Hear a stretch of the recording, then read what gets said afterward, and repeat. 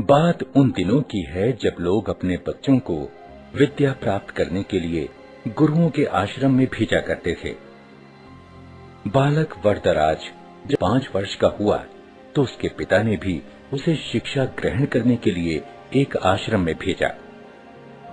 आश्रम में गुरुजी ने अन्य बालकों के समान ही वरदराज को भी पढ़ाना प्रारंभ किया।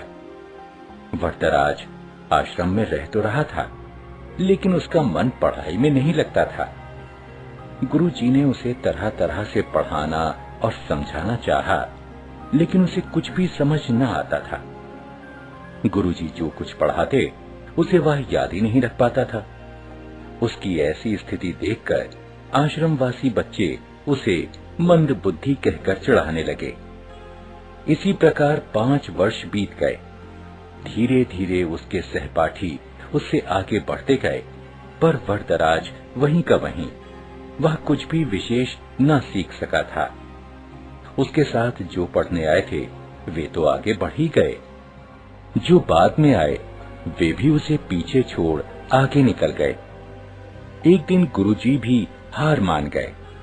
निराश होकर उन्होंने वरदराज से कहा, बेटा वरदराज, मैं समझता हूं कि पढ़ना लिखना तुम्हारे वश की बात नहीं है। जितना प्रयत्न मुझे करना था उतना मैंने किया, पर मुझे लगता है कि विद्या धन तुम्हारे भाग्य में नहीं है। इससे अच्छा तो यही है कि तुम अपने घर जाओ और वहां का काम काज देखो। वरदराज असमंजस में पड़ गया।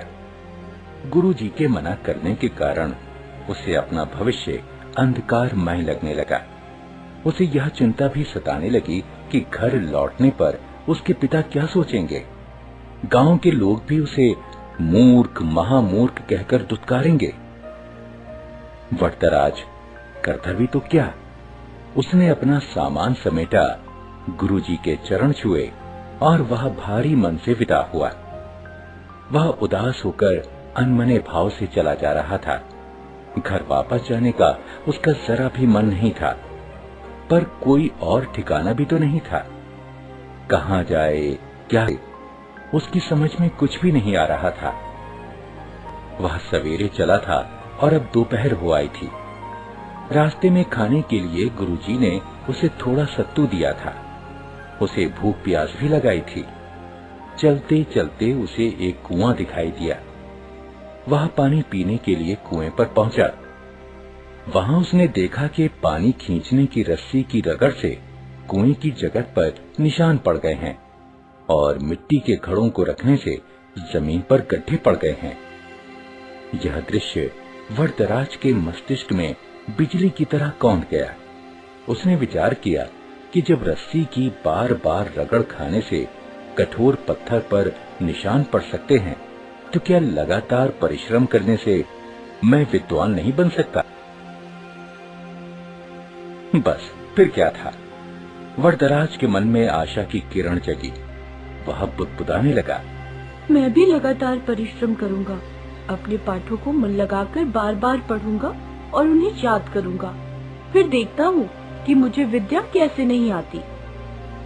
वरदराज ने कुएं पर हाथ मुड़ा और गहरी सांस लेकर आगे की ओर बढ़ा। अब वह सभी प्रकार की चिंताओं से मुक्त था। इतना कि उसे भूख प्यास की भी चिंता नहीं रही थी। वह तेज कदमों से चल रहा था।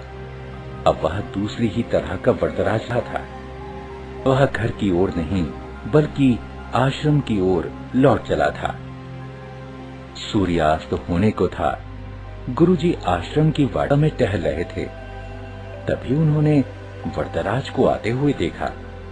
उन्हें लगा कि शायद आश्रम में कुछ छूट गया हो, जिसे लेने वह लौटा है। वरदराज ने गुरुजी के पास पहुंचकर उनके चरण स्पर्श किए। गुरुजी ने प्यार से पूछा, क्या बात है बेटा, क्या तुम्हारा कुछ सामान छूट गया जिसे लेने तुम्हें लौटना पड़ा? वरदराज नम्रता पूर्वक बोला, हाँ गुरुजी, मेरी विद्या यही छूट गई है, जिसे इस बार मैं अवश्य लेकर जाऊंगा। अब मेरी आंखें खुल गई हैं। मैंने निश्चय किया है कि मैं पूरी लगन और परिश्रम से पढ़ूंगा। अब कभी आपको निराश होने का अवसर नहीं दूंगा। गुरुजी का दिल पसीज गया। उन्होंने वरदराज को गौर से देखा। उसकी आंखों में चमक थी। गुरुजी ने इतना भर ही कहा, तुम जो कुछ कह रहे हो, यदि उसे कर दिखाओगे तो मुझे बड़ी प्रसन्नता होगी। वरदराज ने पढ़ाई प्रारंभ की। अब तो उसकी भूख और नींद पता नहीं कहां गुम हो गई थी। वह देर रात तक पढ़ता और प्रातः सबसे पहले उठ जाता। वह अपना एक क्षण भी व्यर्थ न गवाता। उसने दिन रात एक कर दिए। इसका प्रभाव यह हुआ कि जो पाठ याद करना उसे पहाड़ पर चढ़ने के समान कठिन लगता था, अब वही सरल लगने लगा था। गुरुजी और अन्य बालक वरदराज में आए इस परिवर्तन को देख आश्चर्यचकित रह गए। अब वरदराज की जिंदगी प्रतिभावान बच्चों में होने लगी। यह उसकी लगन और कठोर परिश्रम का ही चमत्कार था। जानते हो, यही वरदराज आगे चलकर संस्कृत के महान विद्वान बने। संस्कृत के सबसे बड़े विद्वान पाणिनि के बाद वरदराज का ही नाम आता है।